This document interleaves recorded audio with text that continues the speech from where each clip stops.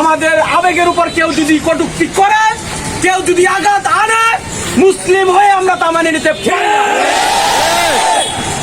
আমরা মুসলিম হয়ে যে যে দল করি, যে যে মতের হয় না কেন, সবার আগে আমাদের পরিচয় আমি মুসলমান। আমি মুসলমান হয়ে আমি আমার ধর্মগ্রন্থ, আমার প্রিয় নবীর কোন অপমান আমি সহ্য করব না। ছাত্র সমাজ প্রত্যেকটি অন্যায়ের বিরুদ্ধে প্রতিবাদ করে যাবে, কিন্তু ভবিষ্যতে সামনে বুঝো তারা একটা চক্রান্ত করছে, বাংলাদেশে একটি দাঙ্গা হাঙ্গামার চেষ্টা করছে।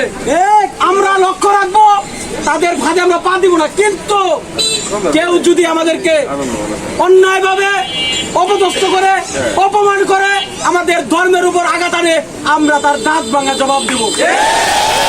বিশ্বের মুসলিম, বিশ্বের মুসলিম, বিশ্বনবীর অপমান, বিশ্বনবীর অপমান, শহীদারে মুসলমান, বিশ্বনবীর অপমান।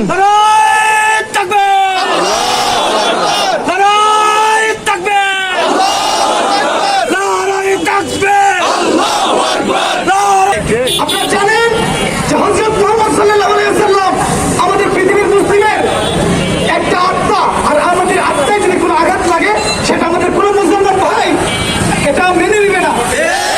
সেজন্য আপনারা যে যেখান থেকে পারেন ভারতের সকল প্রোডাক্ট আপনারা বয়কট করবেন, আপনারা হিন্দি সিরিয়াল বয়কট করবেন, আপনাদের ঘরে যদি স্টার জলসা যাবেন না থেকে থাকে আপনারা সেগুলো চালাবেন না। যদি আপনারা এটা পারেন তাহলে বুঝে যাবে যে আপনারা ভারতের আধিপত্যের বিরুদ্ধে আপনারা সোচ্চার।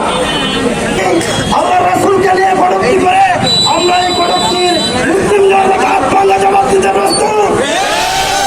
আমাদের যদি আল্লাহ রাসূলের বিরুদ্ধে কোনো কটূক্তি করা হয়, আমাদের পূর্বে যেমন মুসলিম তৈরি হয়েছিল, আগামী দিনে এই দেশ থেকে আরেক মুসলিম তৈরি করে তার নাস্তিকদের জবাব দিতে আমরা প্রস্তুত হব। তাদের বিরুদ্ধে কোনো ব্যক্তি যদি কটূক্তি করে তার দাঁত ভাঙা জবাব দিয়ে তাকে এই পৃথিবী থেকে বিচ্ছিন্ন করে দিতে সক্ষম। কোনোভাবেই আল্লাহ রাসূলের ইসলামের বিরোধীদেরকে এই পৃথিবী থেকে লিখতে দেওয়া হবে না। মোদীকে হুঁশিয়ার করতেছি, অতি শীঘ্রই যদি যারা আল্লাহ রাসূলের পরিস্থিতি কতদিন করেছে তাদেরকে শাস্তি হবে না দেন, ফাঁসি না দেন, আপনার বিরুদ্ধে আমরা চূড়ান্ত পদক্ষেপ নিব, আপনাকেও পদচ্যুত করবো।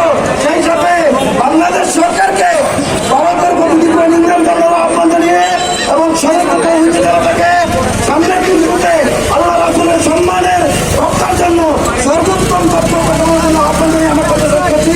আসসালামু আলাইকুম ওয়া রাহমাতুল্লাহি ওয়া বারাকাতুহু।